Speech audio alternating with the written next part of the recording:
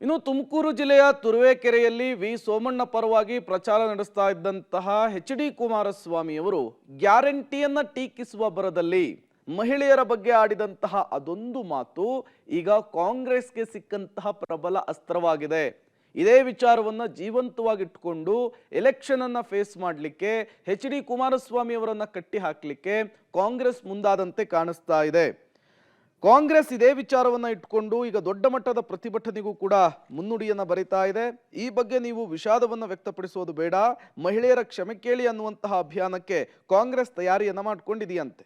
ಕುಮಾರಸ್ವಾಮಿ ವಿಷಾದದ ಮಾತಿನಿಂದ ಅವರ ವಿರುದ್ಧವೇ ರಾಜಕೀಯ ಅಸ್ತ್ರವನ್ನ ಪ್ರಯೋಗಿಸಲಿಕ್ಕೆ ತಯಾರಿಯನ್ನ ನಡೆಸಿದೆ.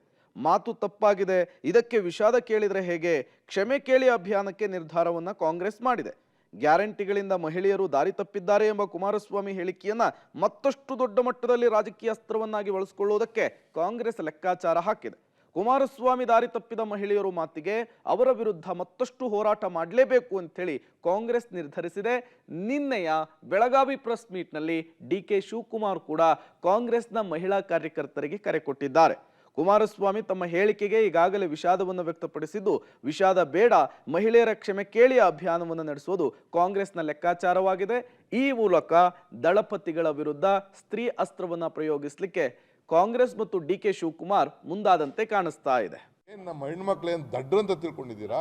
ನಾನು ಐ ಆಮ್ ಗಿವಿಂಗ್ ಎ ಕಾಲ್ ಎಲ್ಲ ಮಹಿಳೆಯರಿಗೆ, ಕಾಂಗ್ರೆಸ್ ಅಂತ ಅಲ್ಲ, ಎಲ್ಲ ಮಹಿಳೆಯರಿಗೆ ಸ್ವಾಭಿಮಾನದ ಪ್ರಶ್ನೆ ಇದು. ನಿಮ್ಮ ಏನು ಬದುಕಿನಲ್ಲಿ ನಿಮ್ಮ ಬದಲಾವಣೆಗೆ ನಿಮಗೆ ಶಕ್ತಿ ಕೊಡ್ಲಿಕ್ಕೆ ಕೊಟ್ಟಂತ ನಾವು ಕಾರ್ಯಕ್ರಮ.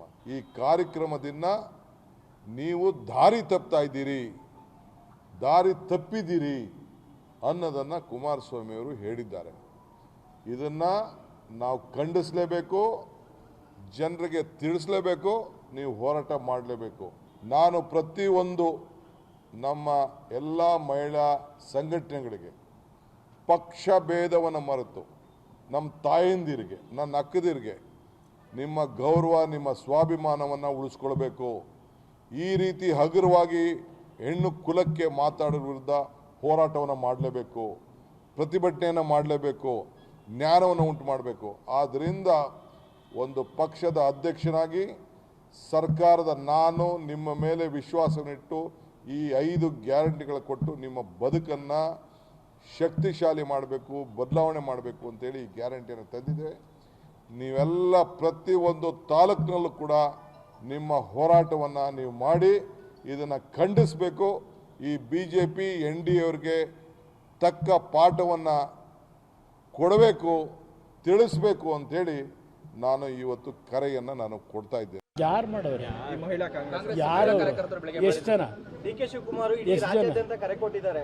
ಏನಕ್ಕೆ? ಕುಮಾರಸ್ವಾಮಿ ಮಾಡಿ ಅಂತ ಹೇಳ್ಬಿಟ್ಟು ಆಯ್ತು ಮಾಡ್ಕೊಳ್ಳಿ, ಪಾಪ ಅವ್ರು ಕೆಲಸ ಇಲ್ಲ ಅಂತ ಮಾಡಕ್ಕೆ ಹೇಳಿ. ಅದೊಂದು ಕೆಲವು ಸ್ಲೋಗನ್ ಶುರು ಆಗ್ಬಿಟ್ಟಿದೆ, ಗೋ ಬ್ಯಾಕ್ ಅನ್ನೋದು. ಅವ್ರಿಗೆ ಕೆಲಸದಿಂದ ಮಾಡ್ತಾರೆ, ಅದಕ್ಕೆ ನಾನು ಹಿಡ್ಕೊಳಕ್ಕಾಯ್ತಿದೆ. ಬೆಳಗ್ಗೆ ಏನು ಹೇಳಬೇಕೋ ಹೇಳಾಗಿದೆ. ನನ್ನ ಭಾವನೆ ಏನು ಅನ್ನೋದನ್ನು ವ್ಯಕ್ತಪಡಿಸಾಗಿದೆ. ಆದರೂ ಕಾಂಗ್ರೆಸ್ನವರೇನೋ ಬೇರೆ ವಿಷಯ ಇಲ್ವಲ್ಲ ಅವರಿಗೆ ನನ್ನ ಬಗ್ಗೆ ಮಾತಾಡೋದಕ್ಕೆ. ಅದಕ್ಕೆ ಇದೆಂಥದ್ದು ವಿಷಯ ಇಟ್ಕೊಂಡು ಹೊರಟವ್ರೆ. ಪಾಪ ದಿನ ಕಷ್ಟಪಡಲಿ, ಬಿಸಿಲಲ್ಲಿ ಒಣಗಬೇಕು ಅಂದ್ರೆ ಒಣಕೊಳಕ್ಕೆ ಹೇಳಿ. ಅಲ್ಲಿಗೆ ಒಂದಂತೂ ಸ್ಪಷ್ಟವಾಗ್ತಾ ಇದೆ, ಗ್ಯಾರಂಟಿ ಸರಕನ್ನ ಇಟ್ಕೊಂಡೆ ಕಾಂಗ್ರೆಸ್ ಮತ್ತೆ ಮತದಾರರ ಮುಂದೆ ಹೋಗ್ತಾ ಇದೆ. ಇದೇ ವಿಚಾರದಲ್ಲಿ ಎಚ್.ಡಿ. ಕುಮಾರಸ್ವಾಮಿ ಅವರು ಆಡಿರುವಂತಹ ಮಾತನ್ನ ಅಸ್ತ್ರ ಮಾಡಿಕೊಂಡು ಅವರನ್ನ ಕಟ್ಟಿ ಹಾಕ್ಲಿಕ್ಕೂ ಕೂಡ ಮುಂದಾಗ್ತಾ ಇದೆ.